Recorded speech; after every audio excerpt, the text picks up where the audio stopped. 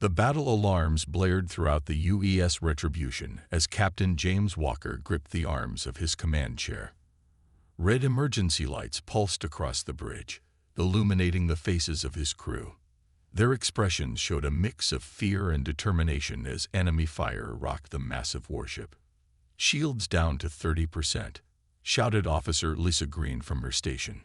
Her fingers danced across the control panel, trying to reroute power from non-essential systems. "The Dominion cruisers are moving to surround us, sir," reported Mark Taylor, the tactical officer. His voice remained steady, but sweat beaded on his forehead. 3 more ships just dropped out of hyperspace. Walker nodded grimly. The Retribution, pride of the Earth fleet, was among humanity's most advanced warships. Even so, it was outmatched against this many Dominion vessels. The alien ships looked like giant dark metal insects against the backdrop of stars, their hulls covered with strange protrusions that glowed with purple energy. "Engineering, I need more power to the main guns," Walker ordered, his voice calm despite the chaos. "Taylor, focus fire on the lead cruiser. We need to punch a hole in their formation." The ship trembled as another blast struck its hull. A console at the rear of the bridge exploded in a shower of sparks, sending a crew member tumbling to the floor. 2 others rushed to drag the injured sailor to safety. "Captain, we're detecting unusual energy readings from the lead Dominion vessel," said Emma Ross, the ship's science officer. Her eyes widened as she studied her screens. "It's like nothing I've seen before. They're charging some kind of weapon." Walker stood up, moving to look over Ross's shoulder at the readings. He'd been fighting the Dominion for 8 years, and in that time, human intelligence had built fairly accurate profiles of their weapon systems. This was something new. "All power to forward shields," he ordered. "Prepare tow." His words were cut short as a blinding purple beam lanced out from the alien flagship, striking the Retribution dead center. The lights flickered and died.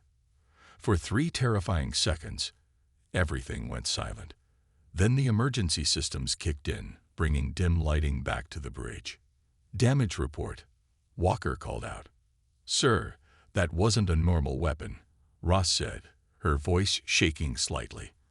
"Our sensors indicate some kind of spatial distortion forming around the ship. We're being pulled toward it." Outside the forward view screen, Walker could see it.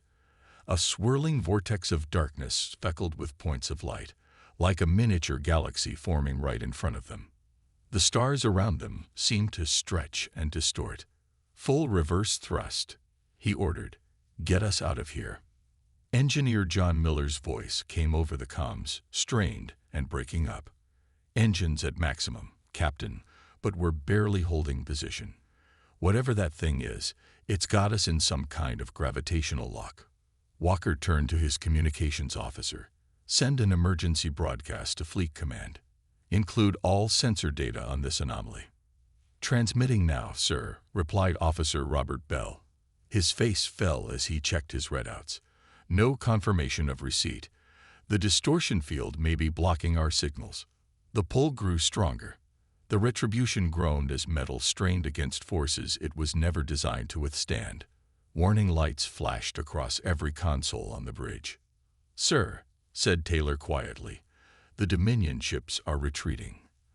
They're moving away at maximum speed." That was when Walker knew they were truly in danger. If the Dominion, who had shown nothing but hatred for humans since first contact, were running from their own weapon, then whatever was happening was beyond even their control. "All hands, brace for impact," Walker announced shipwide. "This is not a drill. I repeat, all hands brace for impact." The vortex grew larger, consuming the view from every window. Strange lights danced within its depths, and for a brief moment, several crew members swore they could see shapes moving within.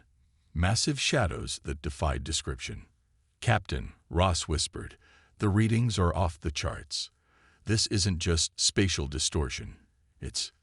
It's like we're being pulled into another dimension entirely."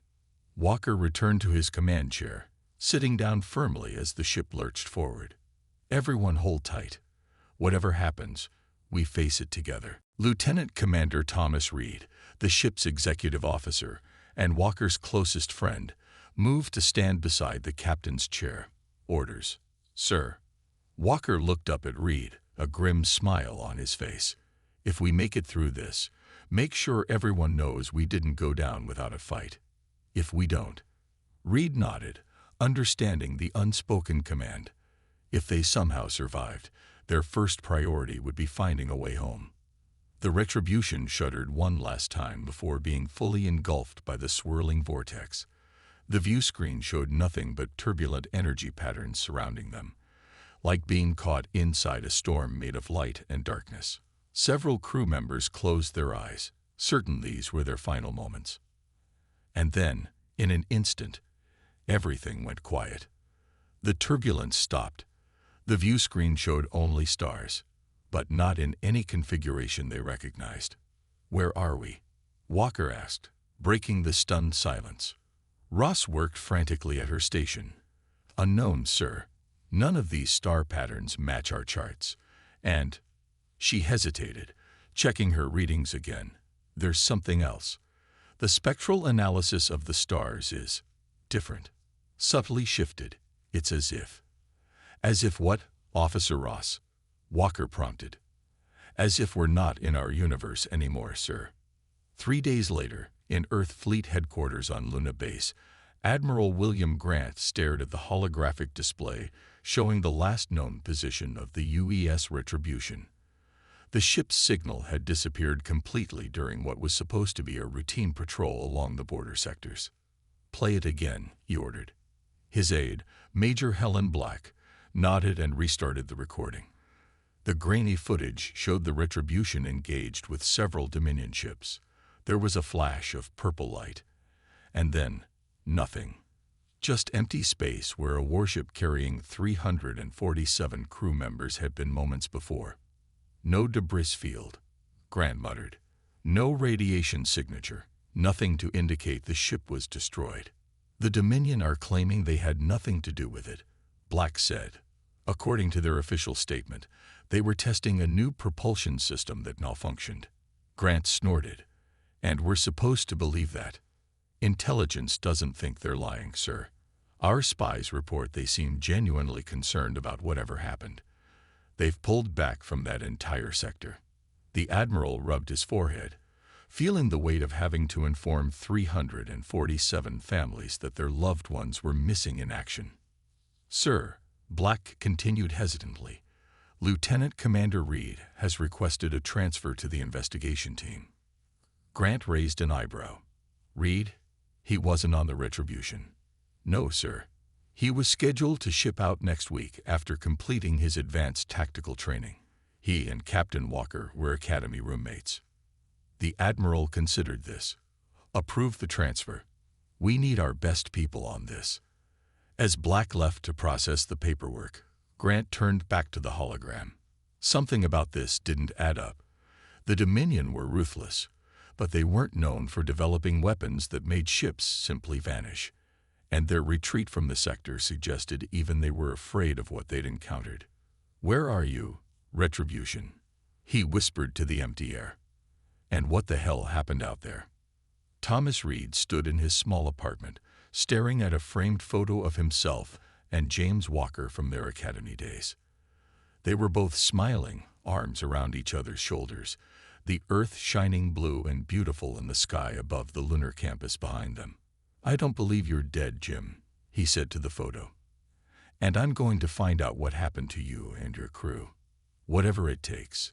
His datapad pinged with a notification. His transfer had been approved. In 3 days, he would join the team investigating the Retribution's disappearance. It wasn't much, but it was a start.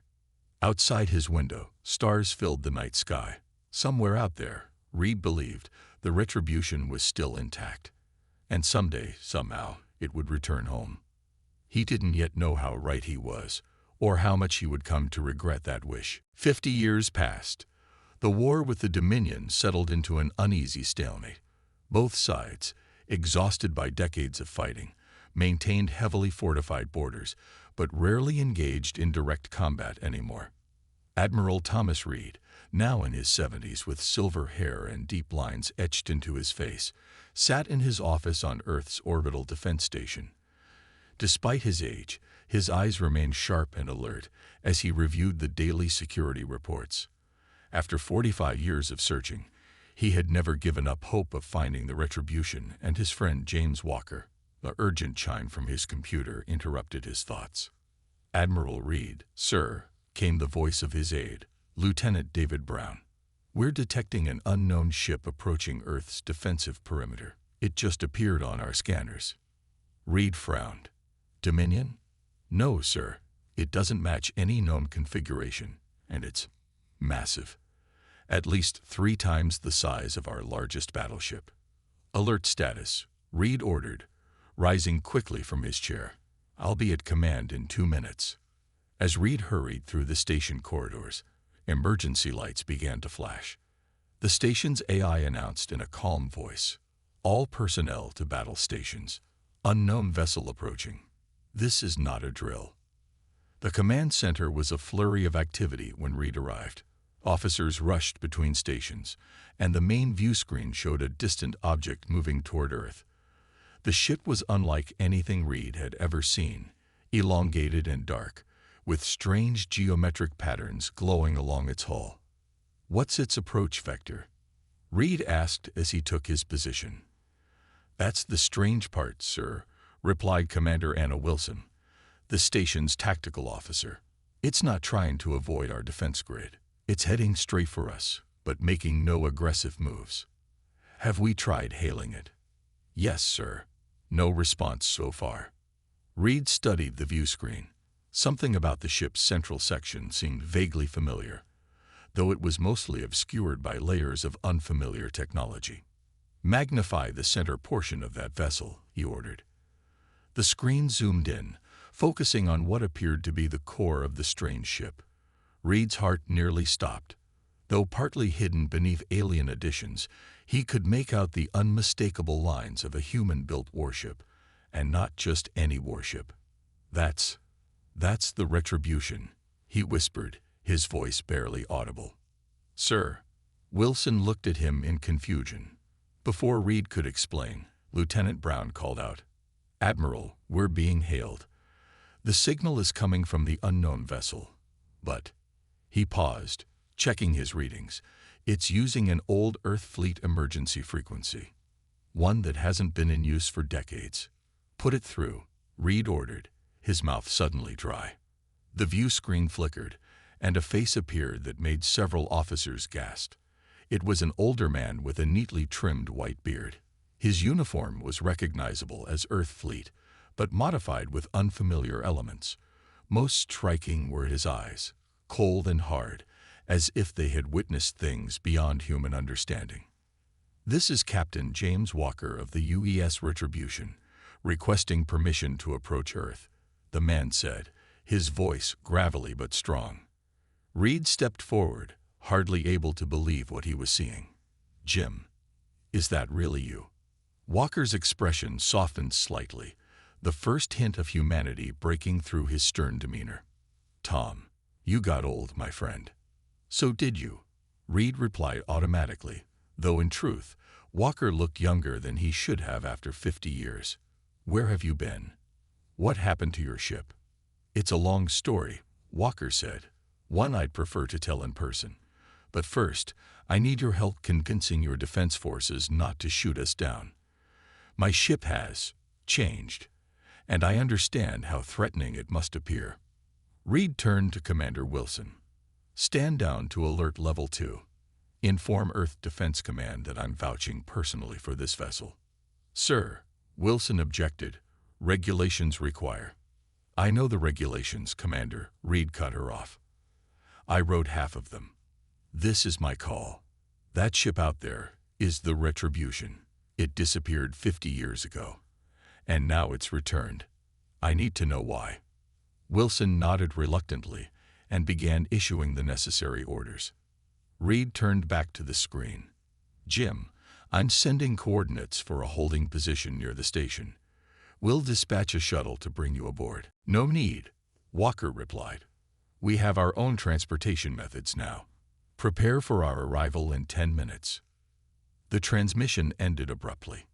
Sir, Brown said nervously, that ship is still over 100,000 kilometers away. No shuttle could cover that distance in 10 minutes. Reed simply nodded. Whatever happened to them out there changed them. Be prepared for anything. Exactly 10 minutes later, the command center's main doors slid open. Captain James Walker walked in, flanked by two officers Reed didn't recognize. They wore modified Earth Fleet uniforms with strange symbols embroidered on their sleeves.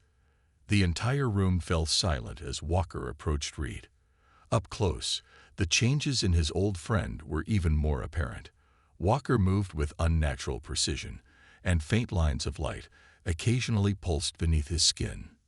"Tom," Walker said, extending his hand. "It's good to see you." Reed hesitated only briefly before shaking it.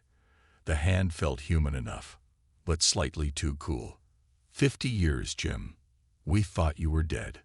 "For us, it's been only 3 years," Walker replied. "Time works differently where we were taken." "And where was that exactly?" Walker glanced around the command center, his gaze lingering on the various officers watching them. "Somewhere humans were never meant to go. A place between dimensions, where the normal laws of physics don't apply." He stepped closer to Reed, lowering his voice. "We encountered things there, Tom. Ancient things, terrible and wonderful. They changed us, changed the ship. Are you even still human?" Reed asked quietly. Walker smiled, but it didn't reach his eyes. "Mostly. But we've learned things, seen things. The Dominion is nothing compared to what's out there." "Is that why you've returned? To warn us?" "Partly." Walker nodded. "But also because Earth is in danger. There's something coming, Tom. Something that makes the war with the Dominion look like a children's game." Reed studied his friend's face, searching for any trace of the man he once knew. There was familiarity there, but also something alien, a coldness that hadn't been there before. "What happened to you out there, Jim?" he asked softly. Walker's expression darkened. "We were hunted, studied, taken apart, and put back together. And then we learned how to fight back." He placed a hand on Reed's shoulder. "I need you to trust me. Will you help me convince Earth's leaders to listen?" "I'll try," Reed promised, though uncertainty gnawed at him. "But they'll have questions. Many questions." "Of course they will," Walker replied. "But time is short. The harvesters have already found this dimension, and they're coming." "The harvesters." Walker's eyes grew distant, as if seeing something beyond the room. "They consume everything, Tom. Worlds, species, knowledge. And they're very, very hungry." Around them, the command center had gone deathly quiet as everyone strained to hear their conversation. "We should take this somewhere private," Reed suggested. Walker nodded. "Lead the way, old friend. We have much to discuss." As they left the command center, Reed couldn't shake the feeling that while the retribution had indeed returned, the James Walker he had known was still lost somewhere in the depths of space, replaced by something that wore his face but carried the cold rage of a being that had endured horrors beyond human comprehension. And Earth would soon learn just how angry the lost warship truly was. The meeting room in Earth's central government building was filled with the most powerful military and political leaders of humanity. They sat around a large oval table, their faces tense as they waited for Captain Walker to begin. Admiral Reed sat beside his old friend, still unsure what to make of the changed man. Walker stood at the head of the table, his posture unnaturally perfect. Behind him, a holographic display showed the transformed Retribution in orbit. "Thank you for agreeing to hear me," Walker began, his voice echoing in the quiet room. "What I'm about to tell you will be difficult to believe, but everything I say is true." He pressed a small device on his wrist, and the hologram changed to show a swirling vortex of energy. 50 years ago, by your time, the Retribution was pulled into what we now know was a dimensional gateway. The Dominion didn't create it deliberately. They were experimenting with technology they didn't understand, technology they had found, not built. General Peter Davis, the head of Earth's Defense Forces, leaned forward. Found. From where? From the harvesters, Walker replied. Or more accurately, from one of the civilizations the harvesters had already consumed. Walker changed the hologram again. It now showed a massive machine-like structure, part living organism, part technology. It resembled a city-sized spider with countless mechanical appendages. This is a harvester, he explained. They are an ancient machine intelligence that travels between dimensions, seeking out advanced civilizations. They don't just destroy these civilizations, they absorb them. Their knowledge, their technology, their very essence. President Maria Ortiz, a stern woman with gray-streaked hair, shook her head. Captain Walker, these claims are extraordinary. Do you have any proof beyond these images? Walker smiled thinly. The proof is my ship, Madam President. The technology now integrated with the Retribution is beyond anything humans or the Dominion could create. But if you need more convincing. He nodded to one of his officers who had accompanied him. The woman, Lieutenant Jane Porter, stepped forward and placed a small cube on the table. The cube floated into the air, expanded, and projected a three-dimensional record of the Retribution's journey. The leaders watched in stunned silence as they saw the ship being pulled through the dimensional gateway, emerging into a strange realm where physics seemed to work differently. Colors existed that had no names in human language. Structures floated that seemed to bend in impossible ways. For us, only 3 years passed. Walker continued as the recording played. We were found by survivors, refugees from dozens of civilizations that had escaped the harvesters. They had formed a hidden colony in the space between dimensions. The hologram showed alien beings of various forms approaching the damaged Retribution, helping to repair it. They recognized our ship as primitive, but they saw potential in us. Humans adapt quickly, they said. We learn fast. And most importantly, we still had a home to return to, a home they could help us save. Walker paused, his eyes scanning the room. The refugees helped us understand what the harvesters truly are and how they operate. The harvesters never attack a civilization at its peak. They wait until it weakens itself, usually through war. Admiral Reed felt a chill run down his spine. The war with the Dominion. Walker nodded.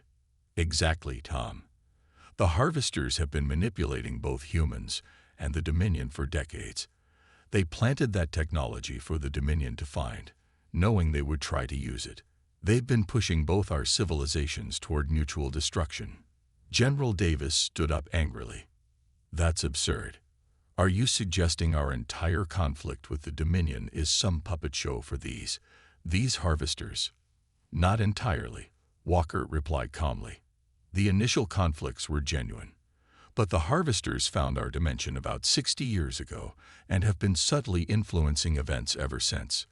They're patient predators. They'll wait centuries if necessary. He changed the hologram again, showing a star map of human and Dominion space.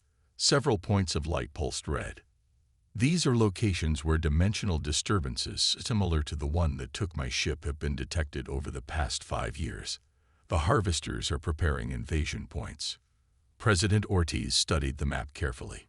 If what you say is true, Captain, why would these refugee aliens help you? What do they gain? Revenge, Walker said simply, and hope. The harvesters have destroyed thousands of civilizations across countless dimensions, but they've never been stopped. The refugees believe we might be the first to do it. If humans and the Dominion work together. Laughter erupted from several people around the table. Work with the Dominion, General Davis scoffed. After 50 years of war, that's impossible. Walker's face hardened. Nothing is impossible, General. My crew and I are living proof of that. Speaking of your crew, said Defense Minister Alan Wright, they've all undergone these same changes as you. We were enhanced, Walker corrected. The refugees helped us integrate with technologies that would allow us to survive dimensional travel and combat the harvesters. We're still human, but improved. Improved how? Exactly? Asked Reed, speaking up for the first time. Walker hesitated before answering. Enhanced neural processing, improved cellular regeneration, integration with the ship's systems. We can control the retribution with our thoughts now. It's part of us, and we're part of it. The room fell silent as the implications sank in. And the anger? Reed asked quietly. Walker looked at him sharply. What do you mean? Your ship, Reed explained. When our sensors first detected it, there were energy patterns consistent with weapons being primed. And your eyes, Jim, they're different. Colder. Walker was silent for a moment. We've seen things that would break most humans, Tom. We've fought battles you can't imagine. And yes, we're angry. Angry at what was taken from us. Angry at what the harvesters have done to countless innocent civilizations. He looked around the room, his gaze intense. But our anger is controlled, focused. It drives us to prevent what happened to the refugees from happening to Earth. President Ortiz stood up. Captain Walker, we need time to discuss this and verify what we can of your claims. Walker nodded. I understand, Madam President, but don't take too long. The harvesters are already moving. Their first attacks will target remote outposts, testing our defenses, studying our responses. And what do you propose we do? General Davis asked, his tone still skeptical but less hostile. Contact the Dominion, Walker replied without hesitation. Show them what I've shown you. They're being hunted too, even if they don't realize it yet. They'd never believe us, Minister Wright said. They'd think it was a trap. Walker smiled grimly. Then we'll have to convince them. The retribution has been modified to travel between dimensions. We can take representatives to see the refugee colony, to witness the truth firsthand. Is that safe? Reed asked. No, Walker admitted, but it's necessary. The future of both our species depends on it. As the meeting continued, Reed watched his old friend carefully. He could still see traces of the James Walker he had known. The determination, the strategic mind, the loyalty to humanity. But there was something else there too, something alien and dangerous. The retribution had returned, but it had brought more than warnings and advanced technology. It had brought a cold fury born from witnessing horrors beyond human comprehension. Reed only hoped that fury would be directed at the right targets, because he had seen the recordings of the enhanced retribution in action. And the thought of that ship, that angry ship, turning against Earth was too terrible to contemplate. We'll need proof, President Ortiz was saying. Something concrete to take to the Dominion. Walker nodded. Then let me show you what the harvesters are truly capable of. The retribution intercepted a probe they sent ahead of their main force. We have it contained aboard our ship. Reed felt a chill run down his spine. Whatever Walker had brought back with him, he suspected humanity wasn't ready for it. But ready or not, the war for survival had already begun. 3 days after Captain Walker's shocking presentation to Earth's leaders, the first attack came. A small human mining colony on the edge of the solar system went silent. All communication stopped without warning. The retribution was the first to respond, reaching the colony in minutes using its new dimension-shifting technology. What they found confirmed Walker's worst fears. Admiral Reed stood on the bridge of the Valiant, Earth's newest battleship, watching the recorded footage Walker had sent back. The mining colony was simply gone. Where a thriving outpost with 5,000 people had stood, there was now only a perfectly circular hole in the asteroid's surface. Nothing remained, not even debris. This is exactly how the harvesters begin, Walker's voice explained over the recording. They consume everything, people, buildings, even the raw materials. Nothing is wasted. Reed turned to General Davis, who had insisted on coming aboard the Valiant to see the evidence firsthand. Still think Captain Walker is lying, General. Davis's face was ashen. 5,000 people, just gone. And this is just the beginning, Reed said grimly. Walker warned us they would start with remote outposts. The communication officer interrupted them. Admiral, we're receiving an urgent message from Dominion Space. It's on an open frequency. Reed and Davis exchanged surprised looks. The Dominion never used open channels where humans could listen. Put it through, Reed ordered.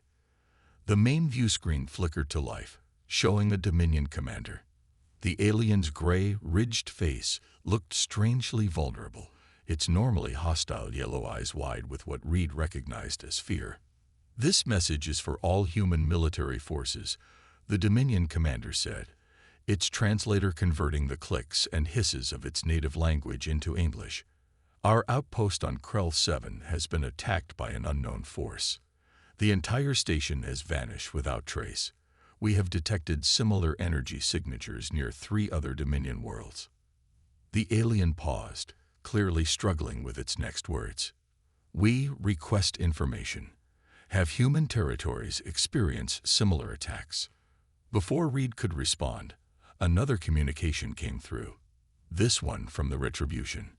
Admiral, Walker said, his face appearing on a split screen beside the Dominion commander. The Harvesters have begun their invasion. They're targeting both human and Dominion outposts simultaneously, just as I predicted. This is our chance. Reed nodded, understanding immediately. Open a direct channel to the Dominion commander, he told his communications officer. Once connected, Reed addressed the alien directly. Dominion commander, I am Admiral Thomas Reed of Earth Fleet. We have also experienced an attack identical to what you described. We believe we know what's responsible. The Dominion commander's eyes narrowed. Explain. It would be better to show you, Reed replied. I propose a meeting. Neutral territory, minimal forces. We have information vital to both our species' survival. There was a long pause as the Dominion commander appeared to consult with others off-screen. Finally, it turned back to face Reed. Agreed. The space station at the Omega Nebula border. 6 hours from now. 1 ship each. The transmission ended abruptly. General Davis looked at Reed with a mixture of shock and respect. I can't believe they agreed. They're scared, Reed said simply. And so should we be. The Omega Nebula space station had been built 20 years ago as a neutral meeting point for rare diplomatic exchanges between humans and the Dominion. Its design reflected the distrust between the species, 2 separate docking areas, a central meeting room with multiple security checkpoints, and automated defenses to prevent either side from attempting a takeover. The Retribution hovered nearby, its massive form dwarfing both the station and the human and Dominion ships docked there. Inside the station's meeting room, Admiral Reed sat across from the Dominion High Commander Grek, with Captain Walker standing at the head of the table. Our scientists have confirmed the energy signature at both attack sites is identical, Walker explained, showing holographic data to the Dominion leader. These are dimensional ruptures, the Harvester's method of feeding. Grek, an older Dominion with battle scars across its faceplates, studied the data carefully. And you claim to have encountered these Harvesters when your ship disappeared 50 years ago. Yes, Walker confirmed. We were pulled into their hunting ground between dimensions. They'd been pursuing civilizations across countless realities for millennia. Why should we believe you? Grek demanded. This could be an elaborate human deception. Walker smiled coldly. Because I can prove it. The technology on my ship isn't human or Dominion in origin. Your scientists can examine it. And more importantly, I know about the artifact your people found 80 years ago, the one that started your experiments with dimensional technology. Grek's yellow eyes widened. How could you possibly know about that? Because the refugees showed us, Walker replied. It was Harvester technology, planted for you to find. They've been manipulating both our civilizations, pushing us into a war that weakens us for their arrival. Reed watched the exchange carefully. The Dominion commander was clearly shaken, but not yet convinced. Even if what you say is true, Grek said finally, what do you propose? Our species have been enemies for half a century. Walker activated another hologram, showing the modified retribution. My ship has been enhanced with technology that can detect and counteract harvester incursions, he explained. We can install similar modifications on both human and Dominion vessels. It won't be enough to defeat them entirely, but it will give us time to develop better defenses. And in return, Greg asked suspiciously. We stopped trying to kill each other, Reed interjected. At least until the harvester threat is eliminated. Greg was silent for a long moment, its alien features unreadable to human eyes. Finally, it spoke. I will need to consult with the Dominion Council, but the evidence is compelling. Walker nodded. The harvesters will strike again within days, targeting larger settlements. They're testing our capabilities, learning our weaknesses. As if summoned by his words, alarms began blaring throughout the station. A human officer rushed into the meeting room. Admiral Reed, we're detecting multiple dimensional ruptures forming near Earth's moon. At the same time, a Dominion aide entered from the opposite door, chittering urgently in their native language. Greg stood up immediately. The Dominion homeworld is under attack. Walker's expression remained calm, almost as if he had expected this. They're accelerating their timeline. They must have detected our meeting and realized we're attempting to form an alliance. He turned to face both Reed and Greg. We don't have time for diplomatic niceties anymore. The retribution can reach both Earth and the Dominion homeworld quickly using dimension shift technology. But we need to decide now. Do we work together, or do we die separately? Reed looked at Greg, seeing the same terrible realization in the alien's eyes that he felt himself. They had no choice. The Valiant will follow your lead, Jim, Reed said. Greg hesitated only briefly before nodding. The Dominion vessel Strength of Ages will assist in the defense of Earth, but I must return to my homeworld. I'll take you there, Walker said to Greg. The retribution can travel between points almost instantly now. Admiral Reed, defend Earth. We'll join you as soon as possible. As they rushed to their ships, Reed grabbed Walker's arm. Jim, can we really win this? You've seen what these harvesters can do. For a moment, something of the old James Walker showed in his eyes. Determination, courage, and fierce loyalty. We can fight them, Tom. The refugees have been doing it for centuries. They just lack the resources and unity we can provide. His expression hardened again. And unlike the refugees, we have something else. We have anger. We know what these monsters have taken from us, what they plan to take, and we will not go quietly. As Reed watched the retribution depart with the Dominion commander aboard, he realized the true meaning behind the rumors that had spread through Earth's fleet.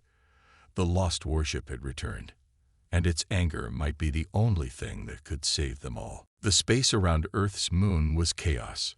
Swirling vortexes of dark energy tore open the fabric of reality as the first wave of harvester ships emerged. They resembled massive metal spiders, their hulls black and sleek, with dozens of appendages extending from their central bodies. Purple energy pulsed along their surfaces as they moved toward Earth. Admiral Reed stood on the bridge of the Valiant, watching the enemy approach. Around his ship, every available human vessel had formed a defensive line. Crews who had spent their entire careers training to fight the Dominion now faced an enemy beyond their understanding. All ships, hold position, Reed ordered, his voice steady despite his fear. Wait for them to come within range. The lead harvester vessel suddenly accelerated, breaking away from the others. It moved with impossible speed, covering the distance to the human fleet in seconds. Fire, Reed commanded. Every human ship unleashed their weapons simultaneously. Energy beams, missiles, and projectiles converged on the harvester ship. For a moment, Reed allowed himself to hope. Then the smoke cleared. The harvester was undamaged. The attacks had simply been absorbed into its hull, the energy disappearing without effect. Our weapons aren't working, his tactical officer reported unnecessarily. Reed watched in horror as the harvester extended one of its appendages toward the nearest human cruiser.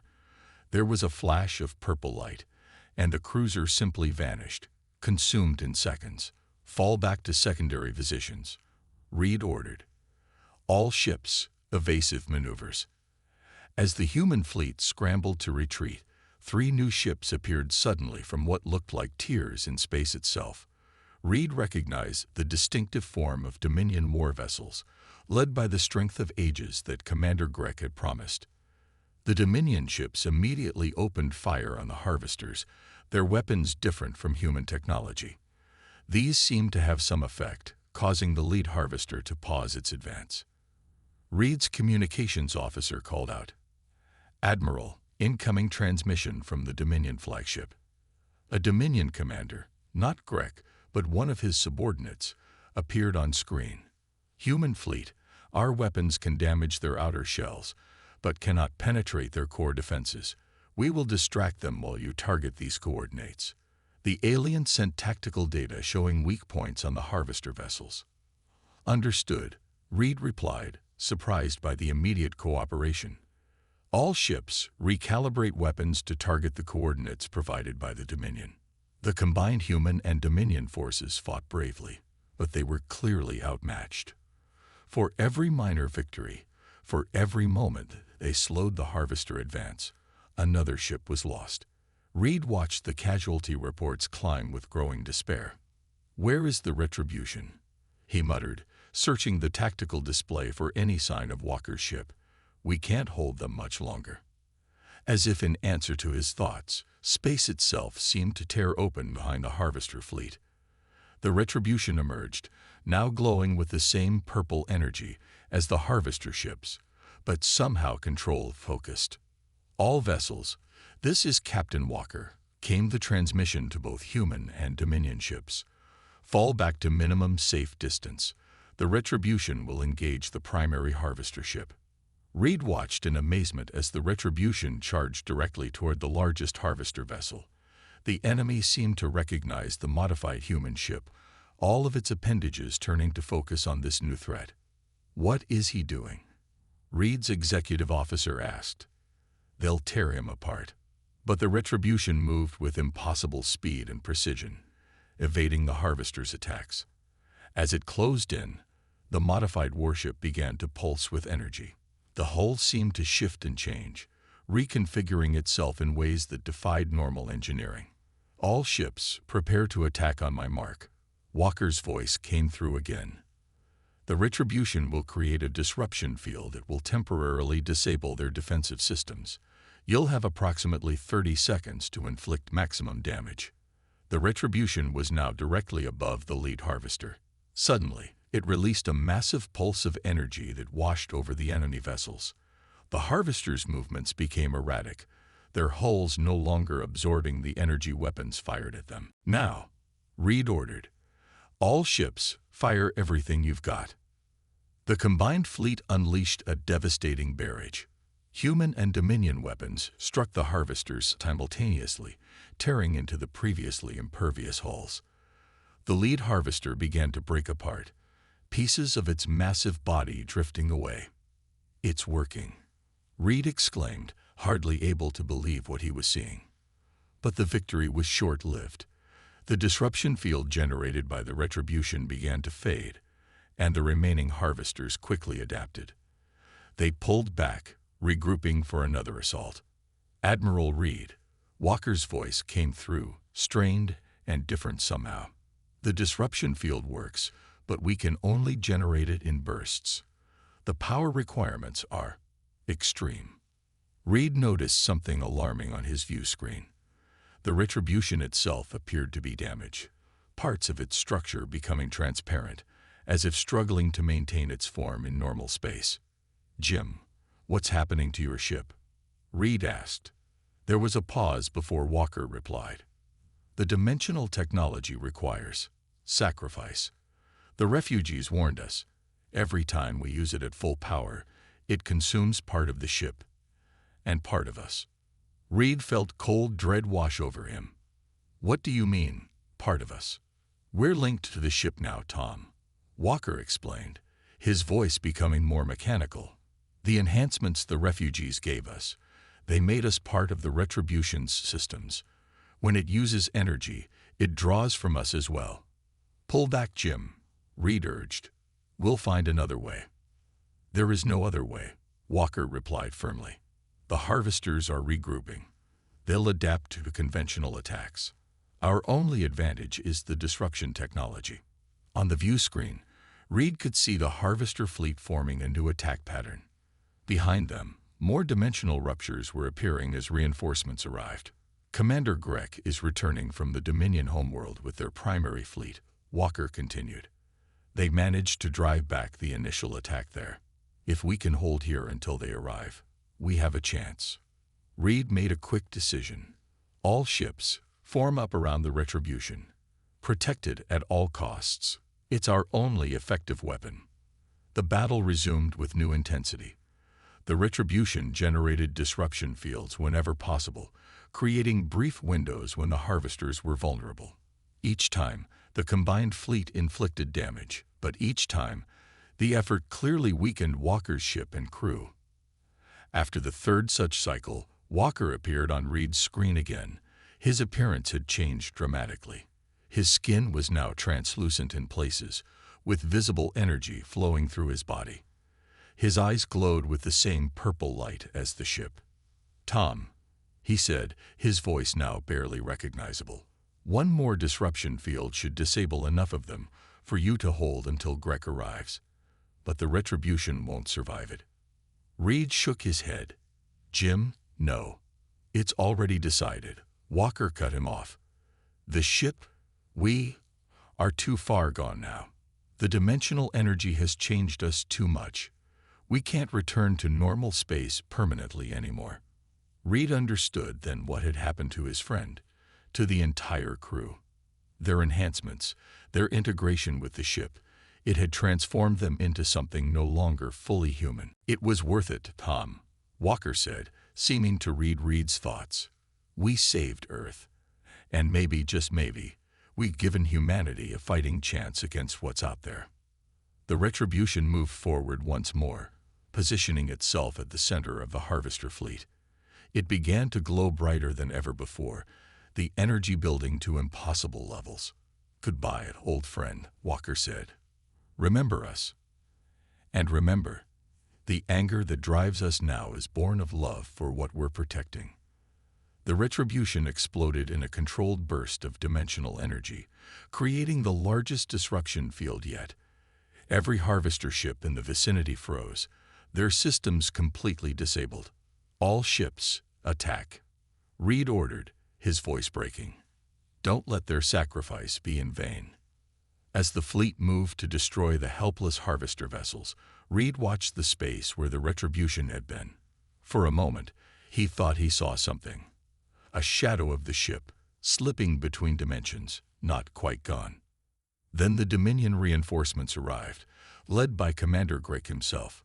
Together, the combined forces destroyed the remaining harvesters, driving back the first wave of their invasion.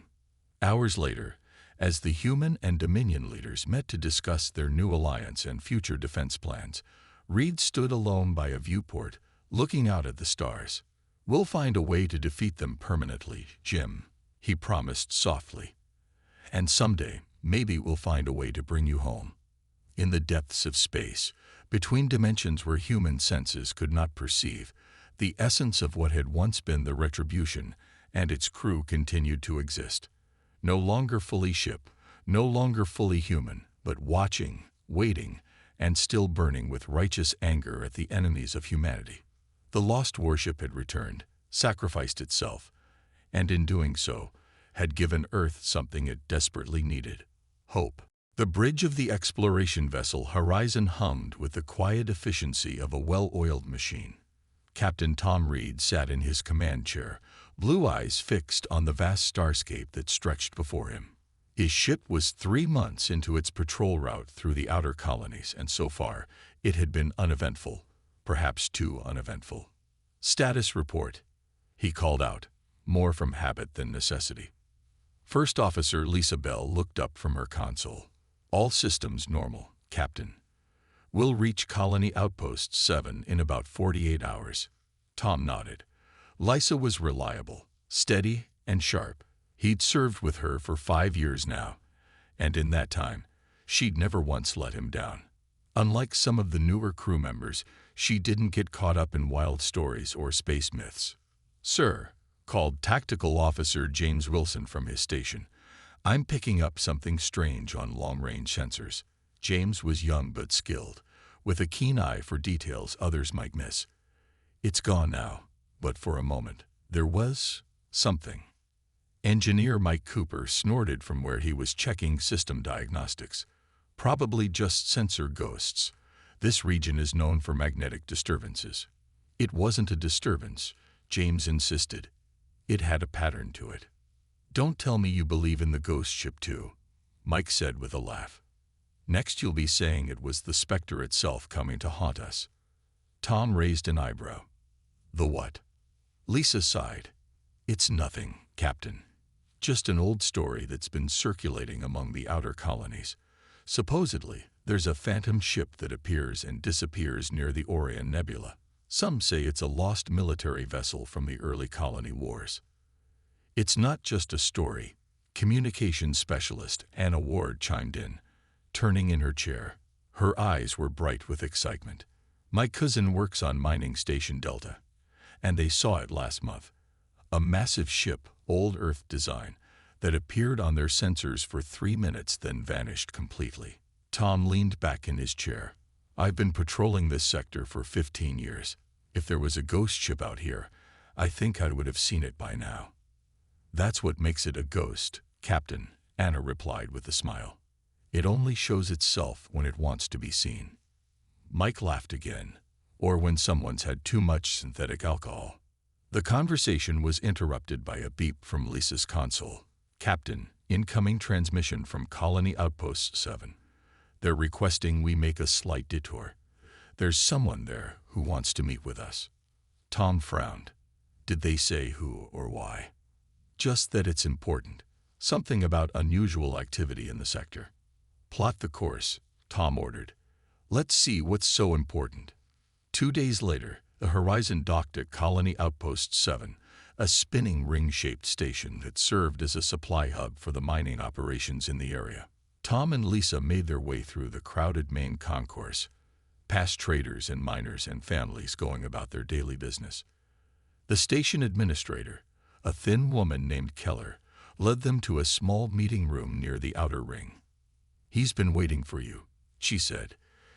"Keeps saying he has information that could save lives." When the door slid open, Tom was surprised to see an old man sitting at the table. He must have been at least 90, with a weathered face and silver hair. His right arm was mechanical, an older model prosthetic that spoke of military service long ago. "Captain Reed," the old man said, his voice surprisingly strong. "I'm John Gray, former lieutenant on the UES Dauntless. I served during the colony wars." Tom sat down across from him. "What can I do for you, Lieutenant Gray?" "It's just Gray now." The old man's eyes were sharp, alert. "I hear your ship has been detecting unusual readings in Sector 12. Tom exchanged a quick glance with Lisa. They hadn't reported any sensor anomalies to the station. "What makes you say that?" "Because that's where it begins. First, the sensor readings that don't make sense. Then sightings at the edge of visual range. Finally, if you're unlucky, a full encounter." Gray leaned forward. "You're on a collision course with the ghost, Captain." Lisa frowned. "You mean the Spectre? That's just a story people tell." "Is it?" Gray's mechanical hand tapped the table rhythmically. 80 years ago, I was on a patrol just like yours when we encountered the UES Spectre, a stealth ship on a classified mission. We exchanged communications, logged their position, and went on our way." His eyes grew distant.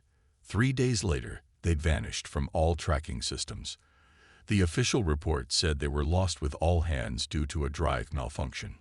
"I'm sorry," Tom said. "Losing fellow soldiers is always hard." "You don't understand," Gray said. 6 months after they disappeared, the Spectre appeared again, right in the middle of a skirmish with rebel forces. It fired on the enemy ships, saved our entire squadron, and then vanished again before we could make contact. Tom studied the old man's face for signs of senility or deception, but found only earnest concern. Even if I believed you, what does this have to do with us? Because it's happening again. Over the past month, there have been 7 sightings in your patrol area. The pattern is the same as 80 years ago. Gray slid a data chip across the table. These are all the records I've managed to gather. Sensor readings, visual data, everything. Tom pocketed the chip. I'll look into it, but I can't promise anything. Just be careful, Captain. Gray warned. The Spectre isn't dangerous on its own, but where it goes, trouble follows. And if you do see it, his voice dropped. Remember that not all ghosts know they're dead. Back on the horizon, Tom called his senior officers to the briefing room and played the data from Gray's chip. The sensor readings showed brief energy spikes throughout sector, appearing and disappearing with no discernible pattern. It could be anything, Mike said with a dismissive wave. Solar flares, asteroid impacts, illegal mining operations. James shook his head. Look at the energy signature. It's military grade and old. Really old. So maybe it's debris from the colony wars, Lisa suggested. There were dozens of battles fought in this region. Anna, who had been quiet until now, pointed to a section of data. These communication fragments. They are using encryption protocols that haven't been used in decades. And look at the timestamps. There's a pattern. Tom looked closer at the data. Anna was right. When arranged chronologically, the appearances weren't random at all. They were systematic, like a search pattern. Whatever this is, Tom said slowly, it's moving with purpose, and its next appearance should be. He traced the pattern forward, here, near Mining Outpost 42. That's less than a day's journey at maximum speed. Lisa noted. Tom stood up. Plot a course. If there's something out there, ghost ship or not, I want to know what it is before it reaches any civilian outposts. As the officers filed out, Tom stayed behind, staring at the display. The rational part of his mind told him there had to be a logical explanation for the anomalies. Ships didn't just disappear and reappear across decades. But after 15 years in deep space, he'd learned one important lesson. The universe was stranger than anyone imagined, and some legends had their roots in truth. The question was, what truth lay behind the legend of the ghost ship? And more importantly, what would happen when they found it? The horizon cut through the darkness of space. Engines pushed to maximum as they raced toward Mining Outpost 42. Captain Tom Reed hadn't slept in nearly 20 hours, but adrenaline kept him alert. If the pattern held true, whatever was causing the strange readings would appear within the next 6 hours. Status report, he called, rubbing his tired eyes. All systems running at peak efficiency, Engineer Mike Cooper replied from his station. Though I still think we're chasing shadows. Lisa Bell shot Mike a warning look before turning to Tom. We're 3 hours from the predicted coordinates, Captain. No unusual readings yet. Tom nodded and stood up to stretch his legs. The bridge was tense, each crew member feeling the weight of anticipation. Even Mike, for all his skepticism, checked his readings more carefully than usual. Captain, Anna Ward called suddenly from communications. I'm picking up something strange. Everyone turned toward her station. It's a transmission, but Anna's fingers flew over her console. It's using an old military frequency, and the encryption is like nothing I've seen before. Can you decode it? Tom asked, moving to stand behind her. Anna shook her head. I'm trying, but it's complex. Wait, I'm getting fragments now. She activated the ship's speakers, and a broken voice filled the bridge. Patrol sector, unknown contacts, request immediate, standard protocols. The voice faded in and out, distorted by static and something else, a strange warping effect that made it sound both distant and too close at the same time. That doesn't sound like a recording, James said from Tactical. That sounds live. But who would be using military frequencies that haven't been active for decades? Lisa asked. Tom turned to her. The ghost ship. For once, no one laughed or rolled their eyes. The voice on the transmission sounded real. A person speaking in the present, using protocols from the past. Anna, keep working on that transmission. See if you can clean it up or respond on the same frequency, Tom ordered. James, I want all sensors at maximum sensitivity. If there's anything out there larger than a pebble, I want to know about it. Captain, Mike called, his usual skepticism absent from his voice. I'm detecting an energy signature at the edge of our sensor range. It just appeared. On screen, Tom commanded.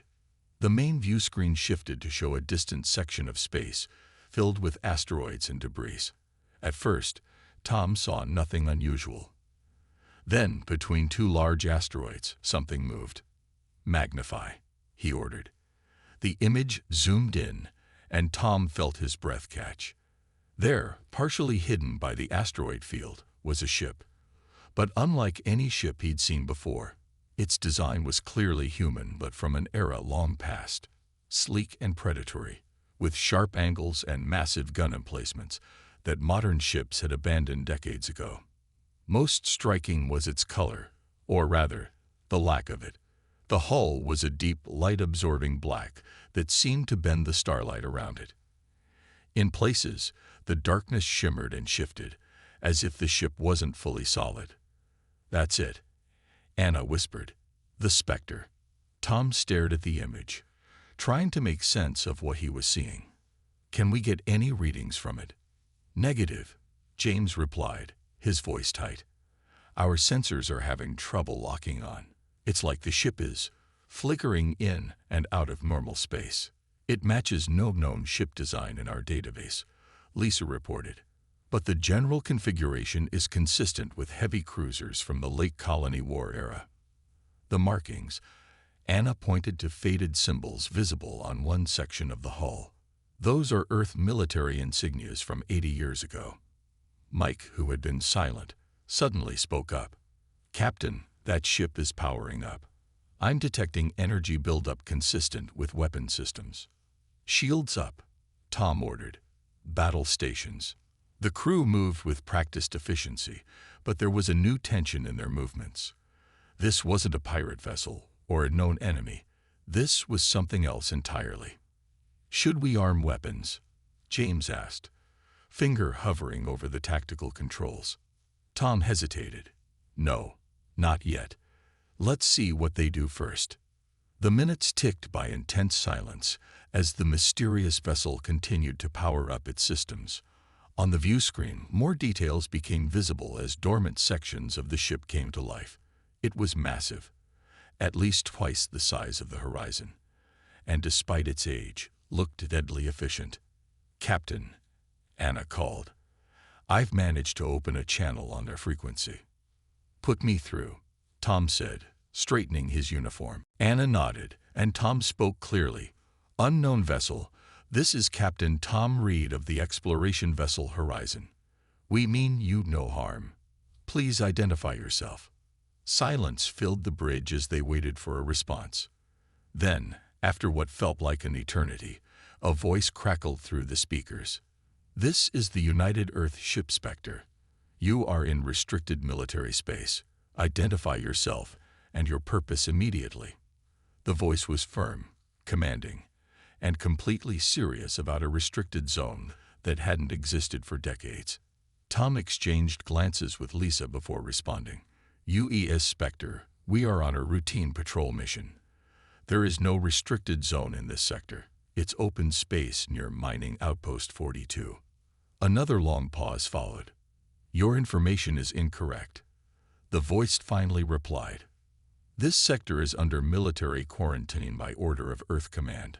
All civilian vessels are to withdraw immediately. Earth Command, Lisa whispered. That command structure was dissolved 60 years ago after the unification. Tom nodded grimly. Anna, are we getting any visual on their bridge? Negative, Captain. They're only transmitting audio. Tom thought quickly.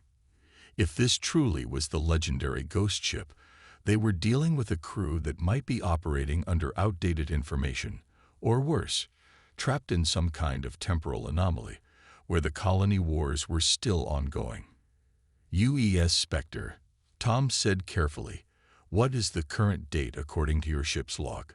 The question was met with silence. "They're scanning us," James reported suddenly. "Deep scan. They're looking at everything. Our engines, weapons, even our hull composition." "Let them look," Tom said. "They're trying to figure out who we are, just like we're trying to figure out who they are." The voice from the Spectre returned, now with an edge of confusion. "Your ship design is unknown to us. Identify your maker and allegiance." "We are an Earth vessel," Tom replied. "We represent the United Colonies, the government formed after the colony wars ended." After the wars ended. The voice had changed, now filled with disbelief. "What year do you claim it is?" Tom met Lisa's eyes before answering. "By the standard Earth calendar, it's 2472. The silence that followed was heavy. When the voice returned, it was lower, almost a whisper. "That's impossible. Our chronometers read 2392. 80 years difference," Anna said quietly. "Exactly what Gray told us." Before Tom could respond, James called out, "Captain, energy spike." "There." His words were cut off by a brilliant flash of light. The horizon rocked violently as alarms blared across the bridge. "Report," Tom shouted, grabbing his chair for support. They fired a warning shot. James called back, fingers flying over his console. "High-energy beam weapon. Nothing like what we have." It passed within 50 meters of our bow. "Damage?" "None, but our shields wouldn't have stopped it if they'd aimed directly at us." Mike reported, face pale. "That technology it's beyond anything I've ever seen." On the view screen, the Spectre was now fully visible, its engines glowing with an eerie blue light. The ship was no longer hiding. "They're hailing us again," Anna reported. Tom straightened himself. "Put them through." The voice that came through was cold and precise. "That was a demonstration. The next will not miss. You will power down your engines and prepare to be boarded. Any resistance will be met with lethal force." Tom realized that the encounter had just escalated from mysterious to dangerous. Whatever the Spectre was, ghost ship, time anomaly, or something else entirely, it now saw the horizon as a threat. And based on that warning shot, it had the firepower to back up its threats. "Lower shields and prepare to be boarded." "Not a chance," Tom said firmly, gripping the arms of his captain's chair. He turned to Lisa. "Options." Lisa's mind worked quickly. "We can't outgun them. That warning shot proved that. But maybe we can outrun them." "Mike, what's your assessment of their propulsion system?" Tom asked. The engineer studied his readings. "Hard to tell. Their technology is both advanced and outdated at the same time. But if that energy signature is any indication, they might be faster than us too." Anna suddenly straightened in her seat. "Captain, they're gone." "What?" Tom turned to the main screen. Where the massive form of the Spectre had been moments before, there was nothing but empty space and distant asteroids. "Sensors confirm," James reported, bewildered. "No trace of the vessel. It's like it just vanished." Tom stood up, staring at the empty space. "That's impossible.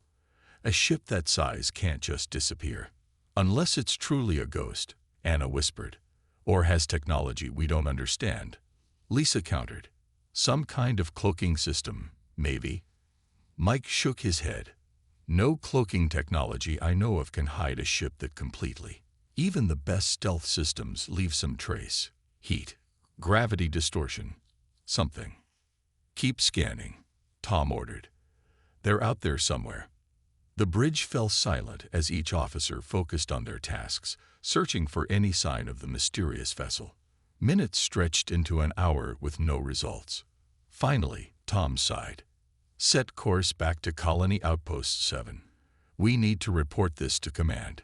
3 days later, The Horizon was docked at Colony Outpost 7. Tom sat in a secure communication room, facing the stern image of Admiral Jones on the screen. "Let me get this straight, Captain," the Admiral said, his bushy eyebrows drawn together. "You're claiming to have encountered a ship that's been missing for 80 years, which fired on you with unknown technology, and then vanished without a trace." "Yes, sir," Tom replied. "I know how it sounds, but my entire bridge crew witnessed it. We have sensor logs and recordings of the communications." The Admiral was silent for a moment. "Your logs show some kind of vessel. I'll grant you that. But the Spectre, that ship was lost with all hands in 2392. That's exactly the year they thought it was, sir," Tom pointed out. Admiral Jones sighed heavily. "I sent your data to our analysts. In the meantime, I'm assigning the Horizon to investigate further. If this is the Spectre, we need to know how it's still operational and what happened to its crew." Tom nodded. "What about the mining outposts in the region? If the Spectre is hostile?" "We've already issued warnings to all facilities in the sector," the Admiral assured him.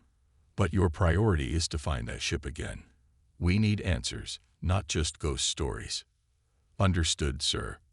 As the Admiral's image faded from the screen, Tom felt the weight of the mission settle on his shoulders. Finding a ship that could appear and disappear at will wouldn't be easy.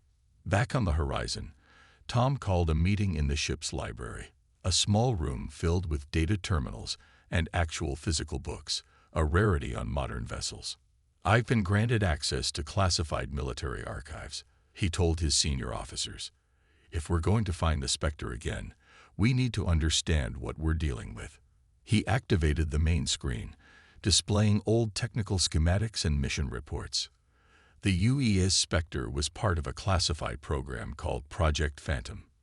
They were developing stealth technology that would allow ships to operate behind enemy lines during the colony wars. "What kind of stealth technology?" Mike asked, leaning forward with interest. "That's where it gets strange," Tom replied. "Most of the technical details are still classified, but there are references to phase shifting and temporal displacement throughout the reports." "Time travel?" Anna asked, eyes wide. "Not exactly," Lisa said, scrolling through the data. "More like existing slightly out of phase with normal spacetime. Theoretically, it would make a ship nearly impossible to detect." James frowned. "But the reports also mention side effects. Crew experiencing temporal disorientation and reality slippage, which could explain why they think it's still 2392. Tom noted. "What if the ship's technology somehow isolated them from the normal flow of time?" Mike looked skeptical. "That's a big leap, Captain." "Maybe," Tom agreed. "But it would explain how a ship could disappear for decades and then reappear with a crew that hasn't aged." Anna, who had been quiet, suddenly spoke up. "I've been analyzing the pattern of Spectre sightings over the past month." She pulled up a star chart on her tablet. "They're not random. Look, each appearance is near a mining facility or automated extraction site. They're gathering resources," Lisa realized. "But for what?" Tom wondered. The answer came 3 days later when an emergency transmission reached the Horizon from Mining Station Delta. "This is Station Chief Williams. We're under attack. An unknown vessel appeared from nowhere, and wait, they're not attacking us. They're taking our processed duranium shipment." Tom immediately ordered full speed to the mining station, but by the time they arrived, the Spectre was long gone, along with 20 tons of refined uranium, a key component in high-performance energy systems. Over the next 2 weeks, the pattern repeated. The Spectre would appear, take specific resources from mining operations, always duranium, specialized alloys, or rare elements, and vanish before the Horizon could intercept. "They're gathering materials to repair something," Mike concluded after analyzing the theft reports. "Probably their propulsion system or whatever device allows them to phase in and out of normal space. But why now?" Lisa asked. "If they've been stuck in some kind of temporal bubble for 80 years, what changed?" Tom had no answer, but he was determined to find out. In his quarters that night, Tom studied the reports of every Spectre sighting, looking for any clue they might have missed. His eyes burned from lack of sleep, but he couldn't rest. Not while the ghost ship remained a mystery. A knock at his door interrupted his thoughts. "Come in," he called. Mike entered, holding a small device in his hands. "Captain, I think I've figured out how to track them." Tom sat up straight. "How?" "Every time they phase in or out, they leave behind a specific energy signature. Very faint, but detectable if you know what to look for." Mike set the device on Tom's desk. "I've modified one of our sensor arrays to detect these energy traces. They last about 6 hours after the ship disappears." Tom picked up the device, hope rising in his chest. "Can you track where they went?" Mike smiled. "Better. I can predict where they'll appear next." The horizon waited in empty space, all non-essential systems powered down to avoid detection. According to Mike's calculations, the Spectre would appear in this exact location within the next hour to collect radiation samples from a nearby pulsar. Tom paced the bridge, checking the time every few minutes. "Any sign of them?" "Nothing yet, Captain," James replied from Tactical. "But we're ready." The minutes ticked by slowly. Tom was beginning to wonder if Mike's calculations had been wrong when Anna suddenly straightened. "Captain, I'm detecting the energy signature. It's faint, but growing stronger." "All hands, battle stations," Tom ordered. "Shields up, but weapons on standby only. I want to talk to them before things escalate." The space before them seemed to ripple, like heat waves rising from hot pavement. Then, with a flash of blue-white light, the massive form of the Spectre appeared, so close that it filled the entire view screen. "Got you," Tom said quietly. And this time, he wasn't going to let them disappear again. "Hail them," Tom ordered, his eyes fixed on the massive ship that loomed before them. Anna nodded, fingers dancing across her console. "Channel open, Captain." Tom took a deep breath. "UES Spectre, this is Captain Tom Reed of the Horizon. We mean you no harm. We only want to talk." The bridge crew waited in tense silence. The Spectre hung motionless in space, its dark hull absorbing the light of nearby stars. It looked both ancient and timeless, a relic from the past that somehow seemed more advanced than their own modern vessel. Finally, a voice responded. "This is Commander David Miller of the UES Spectre. Why have you been following us, Horizon?" Tom glanced at Lisa before responding. "We've been trying to understand who you are and what you're doing in this sector." The UES Spectre was declared lost 80 years ago. Another long pause followed. When Commander Miller spoke again, his voice had lost some of its hardness. "Captain Reed, I'm willing to meet with you to discuss our situation. You may dock with us. Bring no more than 3 officers, and come unarmed." "Understood," Tom replied. "We'll approach for docking." As the communication ended, Lisa immediately objected. "Captain, you can't seriously be considering this. It could be a trap." "It's our best chance to get answers," Tom said firmly. "Lisa, you and Mike will come with me.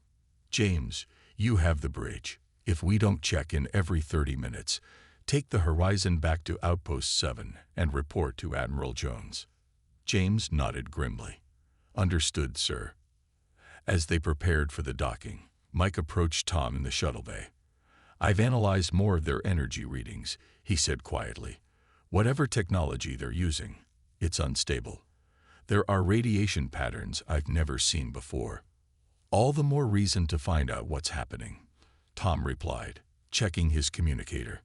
The short journey from the Horizon to the Spectre was tense.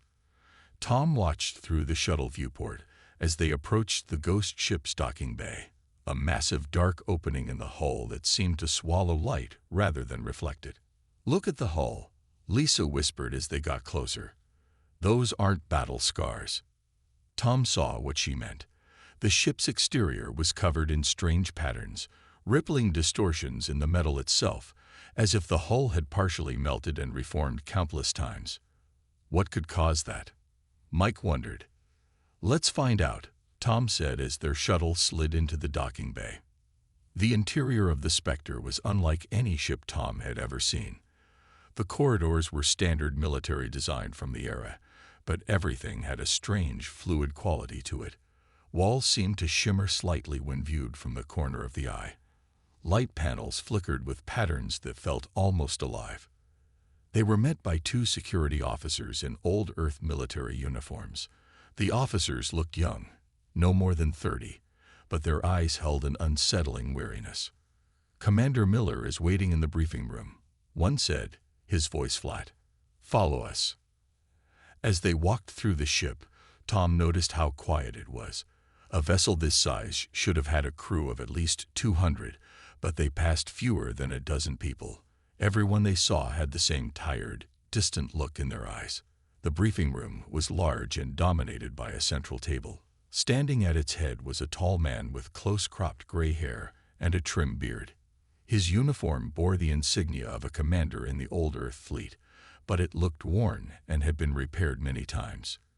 "Captain Reed," he said, extending his hand. "Commander David Miller. Welcome aboard the Spectre." Tom shook his hand, noting the firm grip. "This is my first officer, Lisa Bell, and Chief Engineer, Mike Cooper." Miller nodded to them, then gestured to chairs. "Please, sit. I imagine you have many questions." "More than I can count," Tom admitted as they sat down. "Starting with how a ship that disappeared 80 years ago is still operational with a crew that should be long dead." Miller's face showed no surprise at the statement. He simply nodded. "From your perspective, the Spectre vanished 80 years ago. From ours, it's been just under 10 years. How is that possible?" Lisa asked. "The phase shift drive," Miller replied, activating a holographic display in the center of the table. An image appeared showing a complex device, unlike any engine Tom had seen before. "The Spectre was developed as the ultimate stealth vessel," Miller explained. "The phase shift drive was designed to move the ship slightly out of phase with normal spacetime, making us essentially invisible to sensors and even the naked eye." Mike leaned forward, fascinated. "You exist in a different dimension." "Not exactly," Miller said. "Think of it more like operating at a different frequency. We're still in the same space, but vibrating at a different rate, so to speak." "What went wrong?" Tom asked. Miller's face grew somber. "Our first test of the phase shift drive at full power. We were supposed to shift just enough to avoid detection, but something malfunctioned. We shifted too far." He looked down at his hands. "When we managed to shift back, our communications were dead. No one responded to our signals. When we finally reached Earth, everything had changed." "You experienced time dilation," Mike said with dawning understanding. "While you were phase shifted, time passed differently for you than for the rest of the universe." Miller nodded. "For us, we were gone for 3 weeks. For everyone else, it had been 79 years." "And your crew?" Lisa asked gently. "We started with a crew of 200, Miller said. We've lost 74 to various complications of phase shifting. The human body wasn't meant to exist between states of reality." He gestured to a younger officer standing quietly in the corner. "There are only 6 of us left now. The rest of the ship's functions are automated." Tom felt a wave of sympathy for these people, lost in time, isolated from everything they had known. "The materials you've been taking from the mining stations are to repair our phase shift drive," Miller confirmed. "It was damaged during our last shift. We need to fix it before we can attempt a controlled return to our own time." "Your own time," Tom repeated. "You're trying to go back." "It's our only hope," Miller said simply. "We don't belong here. This isn't our world, our time. And the longer we stay partially phase shifted, the more the crew deteriorates. We've calculated that if we can reverse the shift process precisely, we might be able to return to the exact moment we left."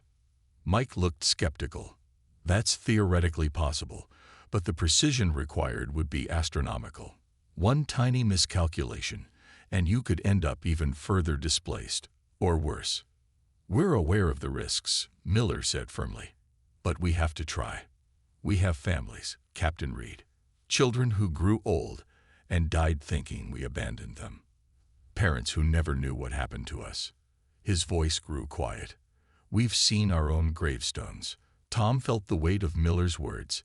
These weren't ghosts or enemies. They were lost soldiers trying to find their way home. "Commander," Tom said carefully, "I want to help you. But I need to ensure the safety of this sector. Your ship has been causing fear among the colonies." Miller smiled sadly. "We never meant to frighten anyone. We've been trying to minimize our interactions. The warning shot was a miscalculation. We thought you might be pirates targeting the mining stations." "We can help explain the situation to command," Lisa offered. "Get you official assistance instead of having to steal materials." Miller shook his head. "We don't have time for bureaucracy. Our chief scientist estimates we have less than a month before the phase shift becomes irreversible. We need to complete repairs and attempt the time jump before then." Tom considered this information. "At least let us provide some of the materials you need. Legitimately. It would be faster and safer than raiding mining stations." Miller seemed about to reply when alarms suddenly blared throughout the ship. A voice came over the intercom. "Commander, unknown vessels approaching at high speed. They're charging weapons." Miller was on his feet instantly. "Get to the bridge," he ordered his officers.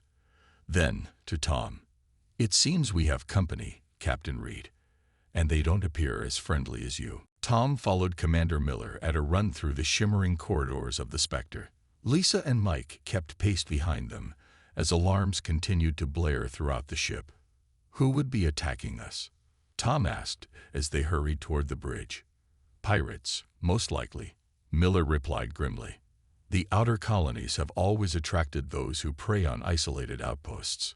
Some things never change, even after 80 years.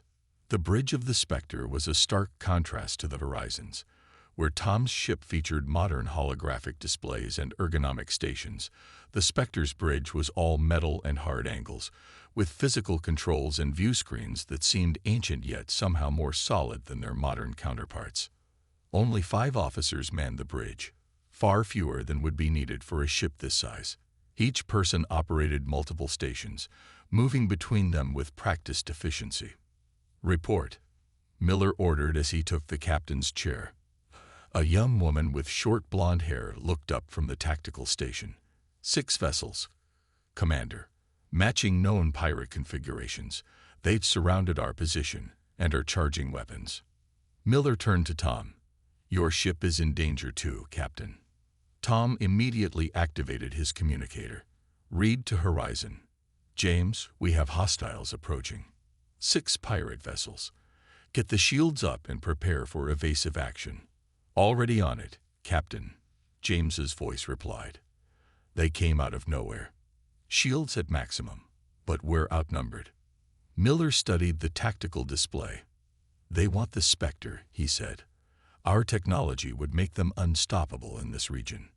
"We need to coordinate our defense," Tom suggested. "Together, we might stand a chance." Miller nodded. "Agreed." He turned to his tactical officer. "Lieutenant Wright, link our targeting systems with the horizon. Let's show these pirates what 2 Earth vessels can do." The next few minutes were a flurry of activity as the crews of both ships prepared for battle. Tom watched with admiration as the skeleton crew of the Spectre worked their stations with incredible skill and focus. "They're hailing us," reported the Spectre's communications officer. "On screen," Miller ordered. The main view screen flickered to life, showing a harsh-faced man with cybernetic implants covering half his face. "Attention, unknown vessels. This is Captain Vex of the Free Raiders. That antique ship of yours is now our property. Surrender and we'll let your crews live as laborers in our mining operations." Miller's face remained impassive. "This antique has more firepower than your entire fleet, Captain Vex. I suggest you withdraw." Vex laughed, the sound metallic and cold. "Big words from a crew of ghosts. Yes, we know about the legendary ghost ship. After today, we'll be the ones controlling the legend. The screen went dark, and Miller turned to Tom. Get back to your ship, Captain Reed. This is about to get very dangerous. Tom shook his head. No, my crew can handle the horizon. I'm staying here to help coordinate our defense. A hint of a smile touched Miller's face. Stubborn. I like that. He turned to his weapons officer. Targeting solutions on all pirate vessels. Prioritize their weapon systems. Sir, the young officer replied. Phase cannons are only at 60% capacity. The drive repairs have drained most of our power reserves. Miller's expression darkened. Then we'll have to make every shot count. Tom moved to the communication station. Reed to Horizon. Lisa, Mike and I are staying aboard the Spectre to coordinate. Take positions on the far side of the ghost ship and focus fire on any vessel that attempts to flank us. Understood, Captain, James replied. Be careful over there. Here they come, Miller announced as the pirate ships accelerated toward them, energy weapons charging. The space around the two Earth vessels erupted in blazing light as the pirates opened fire. The Spectre rocked under the impact, but its ancient shields held. Return fire, Miller ordered calmly. The Spectre's weapons were unlike anything Tom had seen before. Beams of shifting blue-white energy lanced out from the ship, striking two pirate vessels with devastating accuracy. One pirate ship immediately lost power, drifting helplessly. The other spun away, its engines damaged. The Horizon added its more conventional weapons to the fight, targeting the smaller raider vessels that tried to circle behind the Spectre. For several minutes, the battle seemed evenly matched. Then 3 more pirate ships appeared on the edge of the sensor range. Reinforcements, Miller said grimly. They must want this ship badly. Tom studied the tactical display. We can't win against those numbers. Miller was silent for a moment, his eyes focused on something distant. Then he seemed to come to a decision. There is another option. He turned to his chief engineer. Status of the phase shift drive. The engineer looked alarmed. Sir, it's only partially repaired. A shift now could be catastrophic. Not a full shift, Miller clarified. Just enough to give us an edge. The engineer hesitated, then nodded. It might work, but it would burn out the drive completely. We'd never be able to attempt our return journey. A heavy silence fell over the bridge. Tom realized what Miller was suggesting, sacrificing their only chance to return to their own time to save both ships in the present. Commander, Tom began. You don't have to. Yes, we do. Miller cut him off. Prepare the drive for a partial phase shift. Target the center of the pirate formation. As the engineers worked frantically at their stations, more pirate ships arrived. The Horizon took a direct hit to its port side, and James reported shield failures in that section. Drive ready, sir, the chief engineer finally reported. But I must emphasize, once we do this, there's no going back. Miller looked at his small crew, each face showing the same resolve. These people had already lost everything. Their families, their time, their world. Now they were about to lose their last hope of returning home. For Earth, Miller said quietly. Then and now. His crew nodded in unison. Execute phase shift, Miller ordered. The lights on the Spectre dimmed as power redirected to the experimental drive. Tom felt a strange sensation wash over him, like his body was becoming less solid, vibrating at a frequency just beyond perception. On the view screen, the pirate ships continued their approach, unaware of what was happening. Then the Spectre began to move, accelerating with impossible speed directly toward the center of the pirate formation. What are you doing? Tom asked, gripping a console for support as the ship shuddered around him. When we phase shift, we briefly exist in both states, Miller explained, his voice strangely distant. Half here, half elsewhere, passing through a solid object during that state. Understanding dawned on Tom. It creates a massive energy release. Miller nodded, enough to disable their entire fleet without destroying them completely. The Spectre shot forward, its hull now shimmering with blue energy. It passed directly through the lead pirate vessel, causing no damage to either ship, but leaving a wake of crackling energy that overwhelmed the pirates' systems. One by one, the Spectre passed through or near each enemy ship, rendering them powerless without destruction. It was an awe-inspiring display of technology and precision. When it was over, the pirate fleet drifted harmlessly, their weapons and engines disabled. The Spectre returned to position beside the horizon, but Tom could see that the ghost ship was now in trouble. Its hull flickered in and out of visibility, energy discharges crawling across its surface. "The drive is overloading," Miller reported calmly. "We need to evacuate." For the next hour, the Horizon worked to rescue the remaining crew of the Spectre. As the last shuttle departed the ghost ship, Tom stood with Miller on the Horizon's observation deck, watching the ancient vessel continue its slow disintegration. "I'm sorry," Tom said quietly, "about your way home." Miller shook his head. "Perhaps this was always our destiny, Captain Reed. To be here, now, when we were needed." He turned away from the viewport. "Besides, we've been ghosts for too long. Maybe it's time to learn how to live again." As they watched, the Spectre gave one final brilliant flash of light and vanished. Whether it had been destroyed or had made one final phase shift to parts unknown, no one could say. 2 weeks later, Tom stood in Admiral Jones' office, finishing his report. "So the legendary ghost ship saved an entire sector from pirates, then disappeared again," the Admiral summarized. "And you're telling me its crew is now integrating into our society?" "Yes, sir," Tom confirmed. "Commander Miller and his remaining crew have been granted full citizenship and veteran status. Their knowledge of phase shift technology, even if we can't replicate it yet, has advanced our research by decades." The Admiral nodded thoughtfully. "And what about the Spectre itself? Do you believe it was truly destroyed?" Tom looked out the window at the stars. "The official record will show that the UES Spectre was lost with honors, saving Earth vessels from enemy attack." He paused. "But between us, sir, I'm not convinced we've seen the last of her." "Why do you say that, Captain?" Tom smiled slightly. "Because some legends never truly die. They just wait until they're needed again." In the years that followed, there would be stories. Unconfirmed reports from ships in danger suddenly finding themselves aided by a vessel that appeared from nowhere, delivered them from harm, and vanished again before proper identification could be made. Just stories, of course, just a legend. But as Commander Miller had taught him, sometimes legends have their roots in truth.